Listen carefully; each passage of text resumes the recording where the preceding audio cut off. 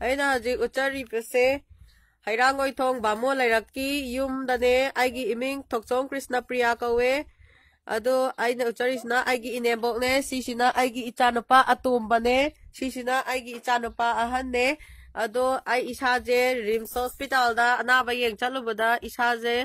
nine yeng chalubada test tawbada corona positive oire result da ado corona positive oira matungda ai je CMO ka kana loinamak pau ibudi pira aga hidak lang thaklo la o haye adubu hidak lang thaklo ba chapado chapina ba kana su laitre aduna chapina ba laitamnina laikai gi mina law chapabudi chapi gani club ki secretary club ki secretary ga aduga ikai khumnajari ba social worker da iche ke bi hoina budi hidak to loba chapirurage na wafam thambire e mateng su pangbire e moigi mateng natana aigi kanai su mateng phangjade sarkar gi oiba miteng dagi aduga aina aigi inebox su arthritis naduna makhu chapaya dadana hojik lairi masaje lok lai hau tawdana ngarang dagi thak thak nitana masaje chatpa ngamdre aduduna sarkar gi oiba akhoi gi sarkar gi oiba miteng dagi akhoi gi kendra gi oiba quarantine center ama hangdoktuna quarantine center hangdoktuna thambiraga di yamna nungaigani na khalle aduduga hojikpa test tawdana ineboka angang aniga su laijari test tawdana laiba ineboka angang aniga je lokhatuna test amuktang tawthokpiraga di aigi thawai se amuktang penjagadabane ai isa corona positive oijaraga su aigi ineboka icha aniga jidi solabanina immune system sonbanina moida changningai changdaya changbagi chance yamna wange na isana khanjai aduga ai isaju sor honbase khara wai aduga ai thaba yakana suba ngamdre aduduna ai karimta atai chatlubadi laite thaba suba noba adum chacharaga lairabade adu karobdagi paisalakpado khangde na base adum chongjale aduduna sarkar ke bidek abtak jaga dige laikai gi club ki bi singju kamai karamda akhoi bu hospital da test tawba pugadi laikai gi bi singju khoi aida positive oirida pubarga chatpa aidudi sarkar gi bidek dagi ai gi thabak aiba ama laibadina sidi laikai gi bina che chong phada che chong duna su laukhat pa laktabado moina karamda puraga hospital da chatkadi aduduna sarkar gi oiba bidek dagi akhoi gi ibuk sida amuktang bidek chagat biyo haina aina video sigi kutang da paujen jari hawjik corona na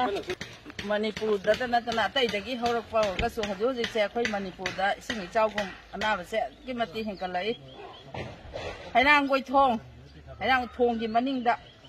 laiba akhoi imung amada maibamgi mausigi seida khoina narangdagi ma positive oire habadagi sarkar gi maikaida khoina lokhat pina baina yam kanna khoi club ki ngangjina pau pijawni adubu thamam laite na sarkar na jukhau lokhat pidre imung da laiba angang ani adagi mama manempo hojik punna naminadana laire tasengna khoigi wakat pham leijate malamdi khoi hojik naw yada MLA leitaba khoi mapi mapa leitabuga sab manana hingjari ba punsi ama oibanina mo khoi hojik asi kanada hairuni adu tasengna khoigi social worker ne nama khoigi cha sing ama thuleisina leijaba man ngamjaba khara tang pangnaba kebi kawi angang din cha singine mana ngamjaba khadang mateng pangne na jipurai masina ju oiba natri hajik leidiba thangnariba yum singsisu hajik thopa kinadana kibanate ta sengna mayamna thonre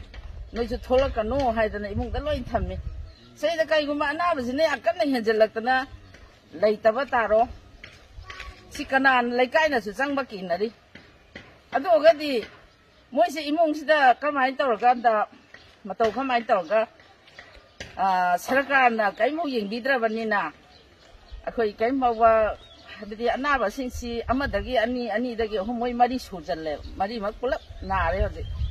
nari ba mari sina henjallakna leitaba yaure na khanda gadi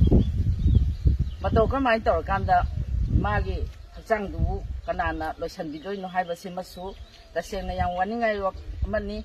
adu tasengna haji hoigi lengak na asigumba ꯑꯅꯥꯕ ꯑꯁꯤꯒꯤꯗꯃꯛꯇ ꯆꯥꯎꯔꯕ ꯃꯇꯦꯡ ꯄꯤꯗꯅ India ꯒꯣꯔꯃꯦꯟꯅ ꯃꯁꯤꯒꯤꯗꯃꯛꯇ ꯄꯩꯁꯥ ꯀꯌꯥ ꯑꯃ ꯀꯥꯏꯊꯣꯛꯑꯒ ꯂꯩ ꯍꯥꯏꯅ ꯑꯩꯈꯣꯏ ꯈꯟꯖꯩ ꯑꯗꯨꯕꯨ ꯑꯅꯥꯕ ꯊꯝꯐꯝ ꯂꯩꯇꯦ ꯍꯥꯏꯕ ꯋꯥꯐꯝ ꯑꯁꯤꯃꯗꯤ ꯇꯁꯦꯡꯅ ꯍꯥꯏꯔꯒꯗꯤ ꯌꯥꯝ ꯅꯨꯡꯉꯥꯏꯇꯕ ꯋꯥꯐꯝ ꯑꯃ ꯑꯣꯏ ꯑꯗꯨꯗꯤ ꯃꯣꯏ ꯑꯅꯥꯕꯁꯤꯡ ꯊꯝꯐꯝ ꯂꯩꯇ꯭ꯔꯒꯗꯤ ꯃꯊꯟꯗ ꯏꯃꯨꯡꯗ ꯑꯗꯨꯝ ꯂꯩꯀꯥꯏꯁꯨ ꯀꯩꯁꯨ ꯄꯨꯂꯞ ꯅꯥꯃꯤꯟꯅꯔꯒ ꯑꯩꯈꯣꯏ ꯄꯨꯟꯅ ꯑꯗꯨꯝ ꯁꯤꯃꯤꯟꯅꯕꯒꯤ ꯀꯩꯅꯣ ꯑꯣꯏꯅ ꯂꯥꯛꯀꯗ꯭ꯔꯥ ꯍꯥꯏꯕ ꯋꯥꯐꯝꯁꯤꯃꯁꯨ ꯑꯩ ꯊꯝꯖꯅꯤꯡꯉꯤ ꯇꯁꯦꯡꯅ ꯁꯔꯀꯥꯔ ꯑꯁꯤꯁꯨ ꯈꯤꯇꯪ ꯊꯧꯁꯥꯃꯟꯗꯕ꯭ꯔꯥ ꯍꯥꯏꯅ ꯈꯜꯂꯤ ꯃꯔꯝꯗꯤ ꯍꯦꯛ ꯇꯥꯕꯒ ꯃꯁꯤꯗꯤ ꯂꯧꯊꯣꯛꯀꯗꯕꯅꯤ ꯃꯤꯌꯥꯝ ꯃꯔꯛꯇ ꯊꯝꯕ ꯌꯥꯕ ꯄꯣꯠ ꯅꯠꯇꯦ ꯍꯥꯏꯕꯁꯤꯃ ꯃꯌꯥꯝꯅ ꯈꯪꯅꯔꯕ ꯄꯣꯠꯅꯤ ꯑꯗꯨꯗꯤ ꯍꯧꯖꯤꯛ ꯐꯥꯎꯕ ꯅꯍꯥꯟꯗꯒꯤ ꯄꯣꯖꯤꯇꯤꯚ ꯑꯣꯏꯔꯦ ꯍꯥꯏꯕ ꯈꯪꯉꯕ ꯃꯤꯕꯨ ꯉꯁꯤ ꯐꯥꯎꯕꯗ ꯑꯩꯈꯣꯏꯅ ꯂꯧꯈꯠꯄꯤꯌꯨ ꯍꯥꯏꯕꯗ ꯂꯧꯈꯠꯄꯤꯗꯗꯅ ꯂꯩꯔꯤꯕꯁꯦ ꯑꯁꯤꯃꯛ ꯌꯥꯝ ꯂꯥꯏꯕꯛ ꯊꯤꯕꯅꯤ ꯍꯥꯏꯅ ꯊꯝꯖꯅꯤꯡꯉꯤ ꯂꯩꯉꯥꯛꯀꯤ ꯃꯐꯝꯗ ꯑꯩ ꯌꯥꯝ ꯋꯥꯔꯧꯖꯩ ꯍꯥꯏꯅ ꯊꯝꯖꯅꯤꯡꯉꯤ ꯑꯗꯨ ꯃꯁꯤ ꯁꯨꯃꯥꯏꯅ ꯁꯨꯝ ꯑꯇꯩꯗꯁꯨ ꯇꯧꯗꯣꯔꯤꯕ꯭ꯔꯥ ꯇꯁꯦꯡꯅ ꯍꯥꯏꯔꯒꯗꯤ ꯑꯃ ꯅꯥꯁꯤꯜꯂꯛꯄ ꯍꯥꯏꯕꯁꯤ ꯇꯁꯦꯡꯅ ꯊꯪꯅꯔꯤꯕ ꯌꯨꯝ ꯀꯨꯡꯅ ꯂꯩꯃꯤꯟꯅꯔꯤꯕ ꯃꯐꯝꯁꯤꯡꯁꯤꯗ ꯂꯝ ꯅꯥꯁꯤꯜꯂꯛꯑꯣꯏ ꯍꯥꯏꯕ ꯍꯥꯏꯅꯤꯡꯉꯥꯏ ꯂꯩꯇꯦ ꯃꯁꯤꯒꯤ ꯆꯤꯡꯅꯕ ꯑꯀꯤꯕ ꯂꯩ ꯑꯗꯨꯒ ꯇꯁꯦꯡꯅ ꯊꯪꯅꯔꯤꯕ ꯌꯨꯝ ꯑꯅꯤ ꯑꯍꯨꯝꯁꯤꯁꯨ ꯑꯩꯈꯣꯏ ꯃꯄꯥꯟ ꯊꯣꯛꯍꯟꯗ꯭ꯔꯦ ꯉꯔꯥꯡꯗꯒꯤ ꯑꯩꯈꯣꯏꯅ ꯅꯣꯏ ꯊꯣꯛꯂꯛꯄ ꯌꯥꯔꯣꯏ ꯍꯥꯏꯅ ꯊꯝꯈ꯭ꯔꯦ ꯑꯗꯨ ꯃꯣꯏ ꯀꯔꯝꯍꯥꯏꯅ ꯍꯤꯡꯗꯣꯔꯤ ꯁꯤꯁꯦ ꯑꯩꯈꯣꯏ ꯌꯥꯝꯅ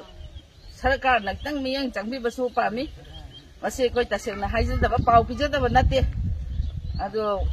ꯀ꯭ꯋꯥꯔꯦꯟꯇꯤꯟ ꯁꯦꯟꯇꯔ ꯑꯃ ꯑꯩꯈꯣꯏ ꯂꯩꯖꯕꯁꯨ ꯅꯠꯇꯦ ꯑꯩꯈꯣꯏ ꯇꯁꯦꯡꯅ ꯍꯩꯔꯥꯡꯒꯣꯏꯊꯣꯡꯁꯤ ꯀ꯭ꯂꯕꯁꯨ ꯁꯔꯀꯥꯔꯅ ꯂꯝꯕꯤ ꯆꯥꯎꯊꯣꯛꯄꯗ ꯀ꯭ꯂꯕꯁꯨ ꯁꯤꯗꯣꯛꯄꯤꯈ꯭ꯔꯕꯅꯤꯅ ꯑꯩꯈꯣꯏ ꯊꯝꯐꯝ ꯂꯩꯖꯗꯦ ꯑꯗꯨ ꯃꯁꯤ ꯑꯃꯨꯛꯇꯪ ꯁꯔꯀꯥꯔꯅꯁꯨ ꯀꯨꯞꯅ ꯃꯤꯠꯌꯦꯡ ꯆꯪꯍꯟꯅꯤꯡꯉꯤ ꯍꯥꯏꯕ ꯋꯥꯐꯝꯁꯤ ꯊꯝꯖꯔꯤ ꯌꯦꯡꯉꯝꯗ꯭ꯔꯦꯅꯦ ꯑꯉꯥꯡꯁꯤꯡꯁꯤ ꯇꯧꯔꯤꯁꯦ ꯌꯥꯝꯅ ꯑꯋꯥꯕ ꯐꯤꯕꯝꯅꯤ ꯁꯤꯕꯨ ꯌꯦꯡꯍꯩꯗ꯭ꯔꯕ ꯍꯥꯏꯇꯥꯔꯦ ꯃꯥ ꯑꯩꯈꯣꯏ ꯂꯥꯛꯏ ꯍꯥꯏꯕꯁꯤꯗ ꯐꯨꯔꯤꯠꯀ ꯂꯤꯠꯁꯟꯗꯅ ꯄꯨꯊꯣꯛꯆꯔꯛꯏꯕꯅꯤ ꯃꯤ ꯃꯌꯥꯝ ꯃꯥꯛꯁ ꯐꯥꯎꯕ ꯑꯃ ꯋꯥꯠꯂꯦꯅ ꯑꯗꯨꯕꯨ ꯑꯩꯈꯣꯏ ꯄꯨꯖꯔꯛꯑꯦ ꯃꯁꯤ ꯑꯩꯗꯤ ꯇꯁꯦꯡꯅꯃꯛ ꯑꯇꯩꯗꯗꯤ ꯐꯩ ꯄꯣꯖꯤꯇꯤꯚ ꯑꯣꯏꯔꯕ ꯀꯣꯔꯣꯅꯥ ꯅꯥꯔꯕ ꯃꯤ ꯃꯔꯛꯇ ꯑꯗꯨꯝ ꯊꯝꯖꯤꯟꯕꯤꯕ ꯍꯥꯏꯕꯁꯦ ꯌꯥꯝꯅ ꯑꯋꯥꯕ ꯁꯛꯅꯤ ꯃꯁꯤꯗ ꯌꯥꯝ ꯐꯖꯕ ꯌꯥꯝ ꯈꯨꯗꯣꯡꯊꯤꯅꯤꯡꯉꯥꯏ ꯑꯣꯏꯕ ꯊꯧꯗꯣꯛ ꯑꯃꯅꯤ ꯍꯥꯏꯅ ꯑꯩ ꯊꯝꯖꯒꯦ ꯑꯗꯣ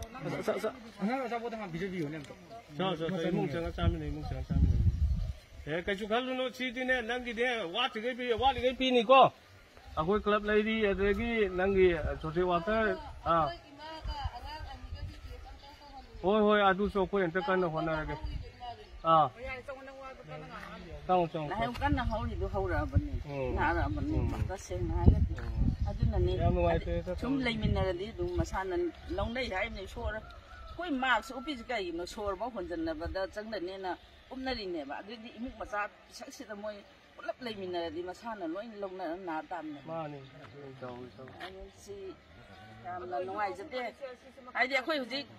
ꯅꯥꯎꯔꯤꯌꯥꯒꯤ MLA ꯂꯩꯇꯥꯔꯗꯤ MLAꯗ ꯃꯌꯨꯝ ꯆꯠꯂꯒ ꯑꯩꯈꯣꯏꯅ ꯑꯗꯨꯝ